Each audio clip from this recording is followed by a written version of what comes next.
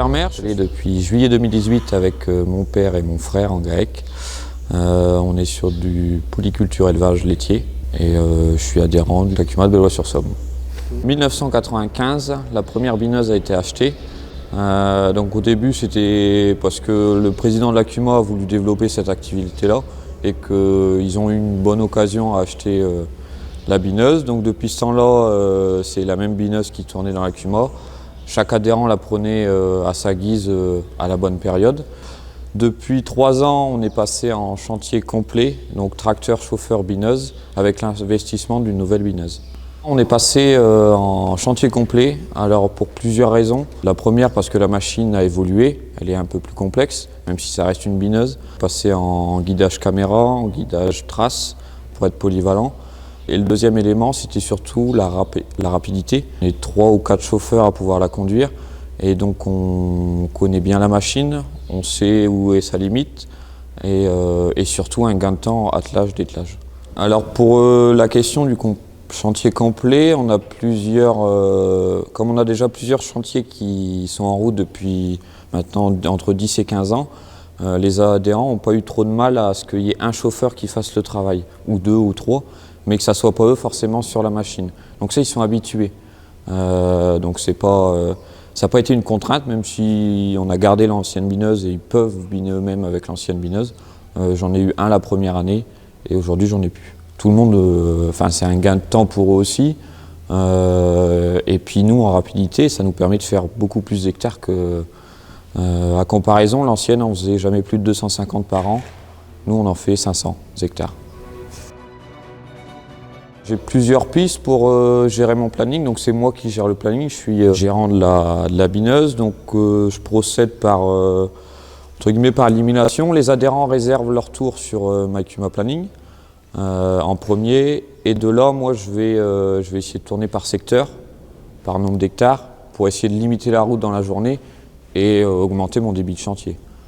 J'ai pas de... Puis les priorités des adhérents, quand j'ai des petites betteraves, par exemple, je vais plutôt passer des betteraves qui sont fort avancées, si après je peux passer. Donc avec MyCUMA Planning, les adhérents ont choisi leur jour. Si jamais je dois modifier leur jour ou les horaires, je les préviens par SMS et je leur demande de venir en début de chantier ou au moins au milieu, mais de toujours passer sur le champ. C'est eux qui valident mon travail et c'est pas moi qui valide le travail. Et je les préviens quand c'est fini pour qu'ils puissent passer s'ils veulent. Nous, on a une bineuse qui paie assez simplement. J'ai juste des doigts qui vont entre les rangs en plus. Ça c'est pareil, ça se travaille comme un désherbage chimique, c'est-à-dire qu'il faut passer au bon moment, quand la plante est au bon stade. Donc avec le nombre d'adhérents qu'on a, c'est pas toujours évident. Après on essaye de faire par priorité, donc on y arrive des fois, mais c'est pas toujours évident. En général, je suis sur un passage, j'ai une centaine d'hectares que je repasse 2 fois. Mais après, en général, c'est sur un passage. On est sur des terres assez en cranette. Et donc, le fait de passer plusieurs fois, c'est parfois l'effet inverse qui se produit avec le binage. Je fais en général soit du désherbage assez tôt, stade 4-6 feuilles. Et après, je fais beaucoup du stade recouvrement de sol. Où plutôt que le désherbage chimique soit un peu inefficace parce qu'il y a trop de feuilles, bon, moi j'arrive à passer, puis derrière ça recouvre et j'ai fait le boulot d'un désherbage chimique. C'est les 2 grosses pratiques qu'on a à l'ACUMA. Du fait qu'on a des blancs, on passe juste avant la recouverture du sol, et ce qui est assez tard. Je finis au mois de... Cette année j'ai fini le 8 juin et j'ai commencé le 1er avril. Donc moi sur mon exploitation, ça va dépendre surtout de l'année. Si le développement des betteraves est très rapide, ça va me faire économiser au moins un passage de désherbage chimique.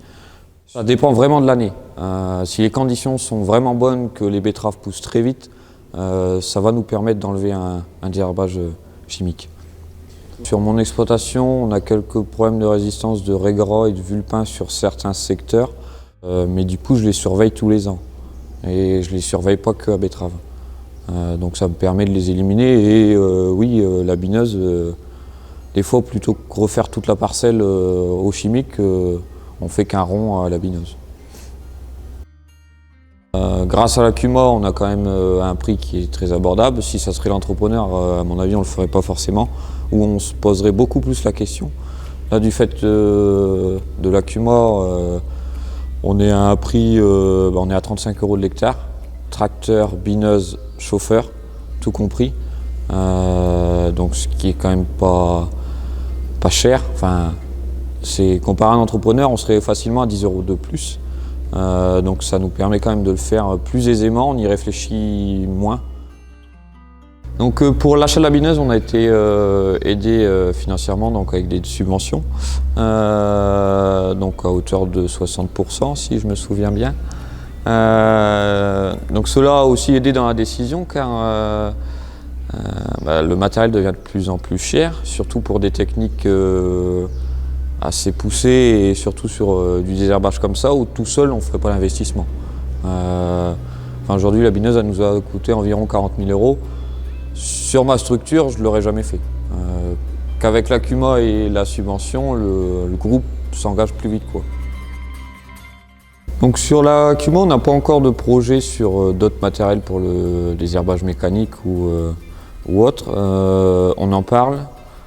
Les projets n'ont pas encore pris forme, c'est plutôt de la discussion. On a entendu que d'autres CUMA avaient fait le pas d'acheter le matériel pour que les agriculteurs testent.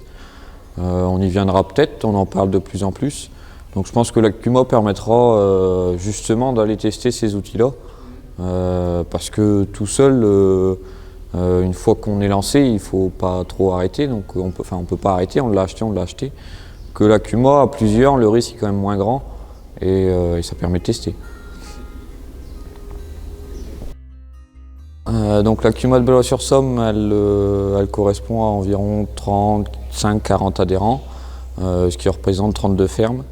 On est sur un chiffre d'affaires annuel de 300 000 €, avec plusieurs grosses activités, et notamment des chantiers complets. Donc on va être sur de la fenaison, des épandages de fumier, toute la section pommes de terre fécule, la plantation à l'arrachage et aussi toute la section betterave, donc qui va du semis, du binage et de l'arrachage, tout ça qui se fait en chantier complet.